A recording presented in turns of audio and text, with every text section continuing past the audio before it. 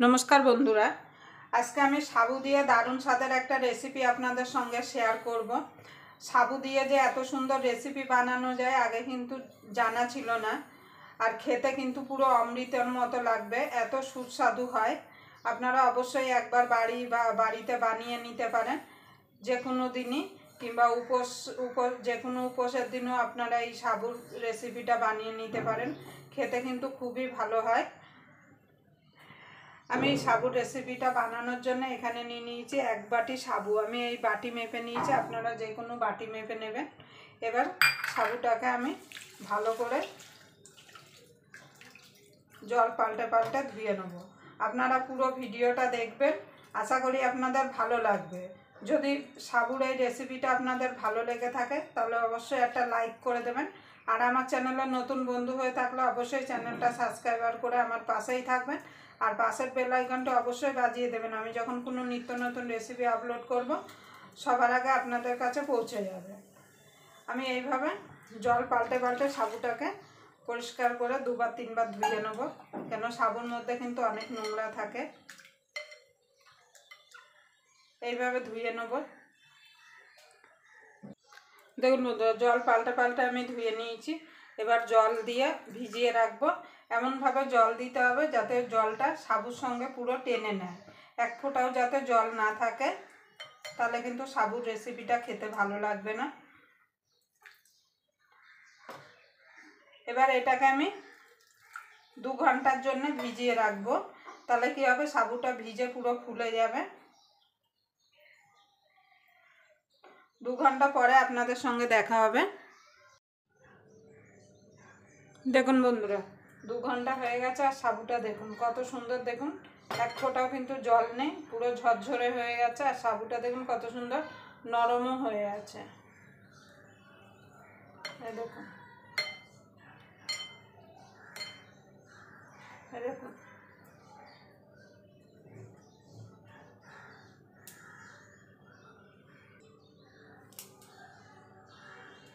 এবার সাবুটাকে আমি ভালো করে হাত দিয়ে মেখে নেব।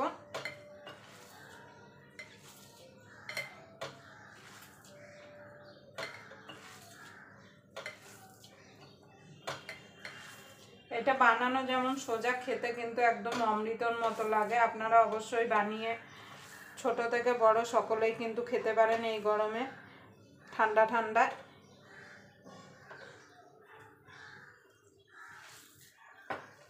আপনারা এইভাবেও হাত দিয়ে মেখেও করতে পারেন, আবার মিক্সিতে দিয়েও একটু ঘুরিয়ে নিতে পারেন। আমি একটু মিক্সিতে দিয়ে ঘুরিয়ে নেব। এইভাবে আপনারা হাত দিয়েও মেখে করতে পারেন, আবার মিক্সিতে ঘুরিয়েও করতে পারেন। আমি এবার মিক্সিতে দিয়ে একটুখানি এটাকে ঘুরিয়ে নেব। দেখুন বন্ধু, মিক্সিতে একটু ঘুরিয়ে নিয়েছি। এবার আমি একটা এই যে বলে সাবুটা রেখেছিলাম সেই বলে নামিয়ে নেব।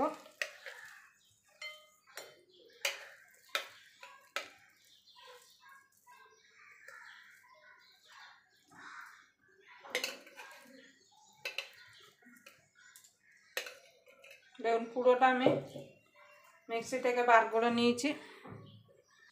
দেখুন বন্ধুরা, হাতে একটুখানি ঘি মেখে নিয়েছি। এবার ছোট ছোট করে নেব, নিয়ে এইভাবে বলের মতো করে গোল গোল করে এই যে এইভাবে গড়ে নেব। এই দেখুন,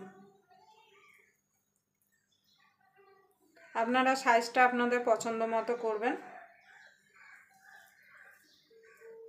এইভাবে সবগুলো আমি গড়ে নেব। দেখুন বন্ধু, সাবুর বলগুলো তৈরি করতে করতে আমি দুধটা জাল দিয়ে নেব। তার জন্য একটা কড়াই নিয়ে নিয়েছি। কড়াইতে সামান্য জল দিয়ে দেবো যাতে দুধটা তলা থেকে লেগে না যায়। এবার দিয়ে দেবো দুধ। আমি এখানে প্যাকেট দুধ দিয়ে করছি, আপনারা চাইলে গরুর দুধ দিয়েও এটাকে বানিয়ে নিতে পারেন। আমি এখানে 500 দুধ দিলাম। এবার গ্যাসটাকে ধরিয়ে দেবো, ধরিয়ে দুধটাকে ভালো করে জাল দিয়ে নেব। দেখুন বন্ধুরা, দুধটা কতটা কমে গেছে। এবার যে আমি সাবুর যে বলগুলো বানিয়েছি সেগুলো দিয়ে দেবো। দেখুন ছোটো বড় হয়ে গেছে, আপনারা আপনাদের সাইজ মতো করে নেবেন। এবার একটা একটা করে ছেড়ে দেবো। যখন ছাড়বেন তখন দুধটা একটু জোরেই রাখবেন, তাহলে কিন্তু লেগে যাবে না। এইভাবে সবগুলো আমি ছেড়ে নেব। দেখুন বন্ধুরা, সব বলগুলো দিয়ে দিয়েছি। এবার এইটাকে আমি মিনিট 10 একটু ফুটিয়ে নেব, যতক্ষণ মানে সাবুর বলগুলো একটু সিদ্ধ না হয়ে যাচ্ছে। এখনও কিন্তু আমি চিনি দিইনি। সাবুর বলগুলো সিদ্ধ হয়ে যাওয়ার পরে কিন্তু আমি চিনি দেবো না, চিনির বদলে মিষ্টি দেবো আজকে আমি। আপনারা চিনি দিয়েও বানাতে পারেন, আবার মিষ্টি দিয়েও এটাকে বানিয়ে নিতে পারেন। এবার 10 মিনিট মতো আমি এটাকে ফুটিয়ে নেব। দেখুন বন্ধু, 2টো এলাচ দিয়ে দেবো মুখ ফাটিয়ে। সামান্য একটুখানি নুন দিয়ে দেবো। যে কোনো মিষ্টি জিনিসে কিন্তু একটু নুন দিলে খেতে ভালো লাগে, খুব বেশি না, একটুখানি। আর মাঝে মাঝে কিন্তু এইভাবে একটু করে নেড়ে দিতে হবে, না হলে কিন্তু তলা থেকে লেগে যেতে পারে। আমি কিন্তু এখানে গুঁড়ো দুধ ইউজ করিনি, আপনারা চাইলে এখানে গুঁড়ো দুধ দিতে পারেন। আমার ফুল ফ্যাট দুধ বলো, এই জন্য আমি আর গুঁড়ো দুধ ইউজ করিনি।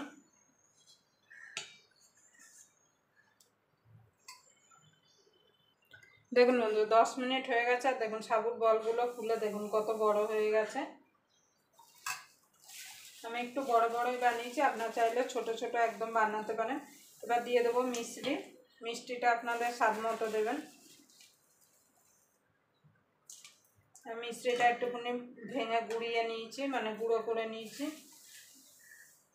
এবার এটাকে আরও মিনিট 5 ভালো করে ফুটিয়ে নেব, তাহলে আমাদের দুর্দান্ত সাবুর পায়েস রেডি হয়ে যাবে।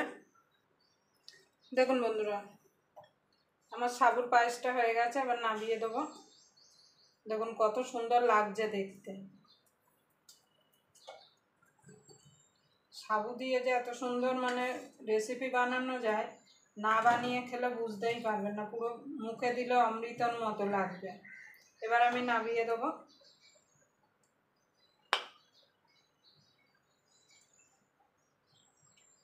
এইভাবে নামিয়ে নেব। দেখুন বন্ধুরা, আমি বেড়ে নিয়েছি, আর দেখুন কত সুন্দর লাগছে।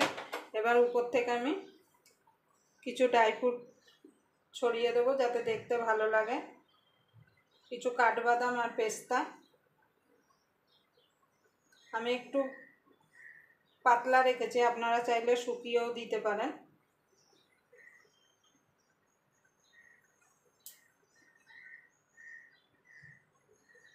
দেখুন বন্ধুরা, কত সুন্দর লাগছে দেখতে।